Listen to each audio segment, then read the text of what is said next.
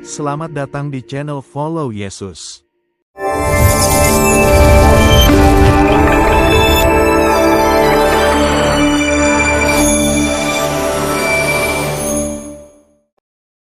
Kedatangan Tuhan Yesus kedua, parausia. Kedatangan kali ini bertujuan untuk penghakiman terakhir, kemenangan mutlak atas kejahatan, dan penegakan kerajaan Allah yang kekal di bumi. Berbeda dengan yang pertama, kedatangan ini akan terjadi secara dahsyat dan terlihat oleh semua orang. Munculnya bencana alam, perang, penyesat, Mesias palsu, serta penganiayaan terhadap orang percaya. Rapture, pengangkatan orang percaya ke awan-awan, dan kedatangan fisik Yesus ke bumi bersama orang-orang kudusnya untuk memerintah. Wahyu 22 ayat 7 akan berdampak secara universal pada seluruh umat manusia dan bangsa-bangsa di bumi. Penghakiman bangsa-bangsa, domba dan kambing.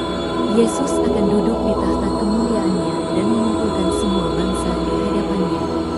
Berdasarkan Matius 25 ayat 31-46, Ia akan memisahkan mereka seperti seorang gembala memisahkan domba dari kambing. Kelompok domba, karena mereka adalah orang-orang yang menunjukkan kasih dan kepedulian kepada sesama, yang dianggap sebagai saudara Yesus yang paling hina.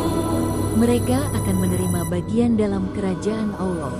Kelompok kambing, kiri, mereka adalah mereka yang mengabaikan penderitaan orang lain dan menolak kasih Tuhan. Kelompok ini akan menghadapi hukuman kekal. Respons global umat manusia kedatangan ini tidak akan tersembunyi. Setiap mata akan melihat Dia. Ratapan, banyak suku bangsa di bumi akan meratap karena mereka menyadari bahwa waktu penghakiman telah tiba dan mereka belum siap atau telah menolaknya. Pengangkatan, rapture, bagi umat percaya yang setia, ini adalah momen sukacita di mana mereka akan diangkat untuk bertemu dengan Kristus di angkasa. Penegakan pemerintahan Mesianik. Setelah penghakiman, Yesus akan mendirikan kerajaan 1000 tahun, milenium, di bumi. Restorasi, dunia akan mengalami masa perdamaian dan keadilan yang absolut. Pusat pemerintahan, bangsa-bangsa yang tersisa akan datang untuk menyembah Tuhan dan mencari hikmat-Nya. Senjata-senjata perang akan diubah menjadi alat pertanian, menandakan berakhirnya konflik antar bangsa. Transformasi kosmik. Pada akhirnya, seluruh umat manusia yang selamat akan mendiami langit dan bumi yang baru. Di sana, tidak akan ada lagi air mata, maut, perkabungan, atau rasa sakit karena Allah sendiri diam bersama manusia. Langit dan bumi yang baru merupakan puncak dari rencana keselamatan Allah, di mana alam semesta dipulihkan sepenuhnya ke kondisi sempurna tanpa cacat dosa. Transformasi total alam semesta, pembaruan radikal.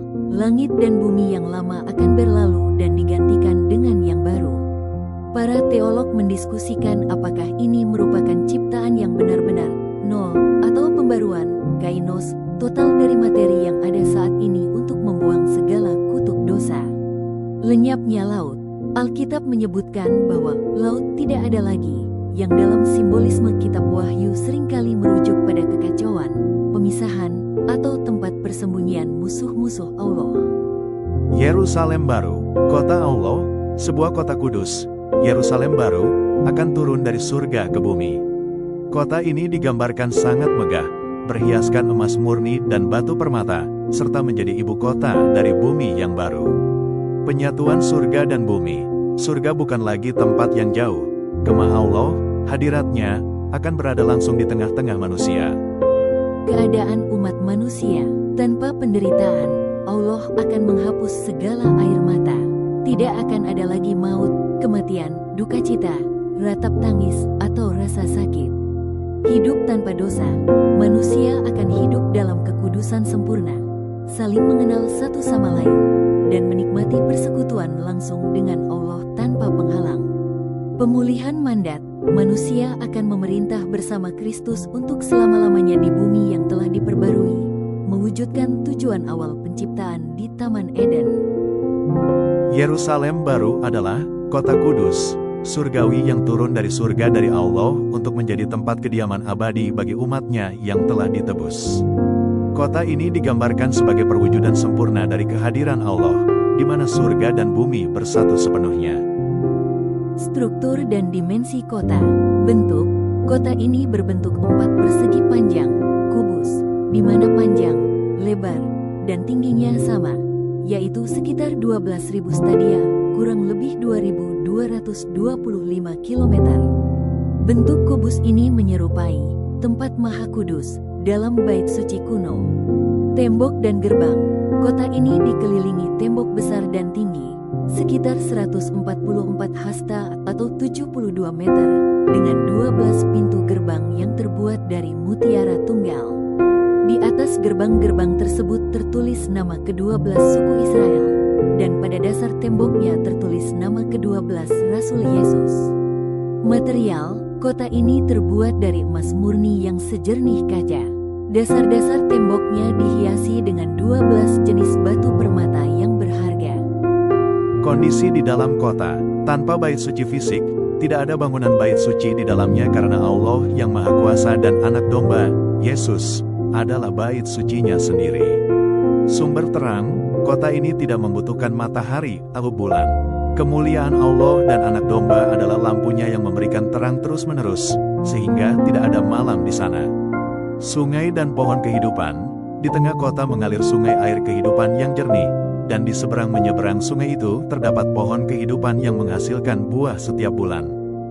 Bagi umat manusia, kehadiran Allah yang absolut, Yerusalem baru menandai waktu di mana Allah diam secara permanen bersama manusia.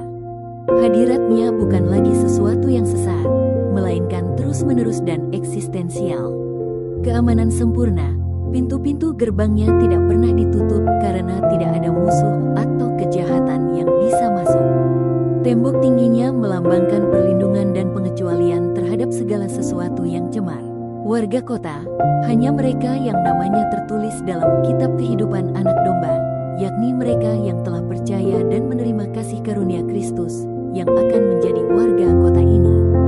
Yerusalem baru adalah janji terakhir bagi orang percaya, sebuah tempat di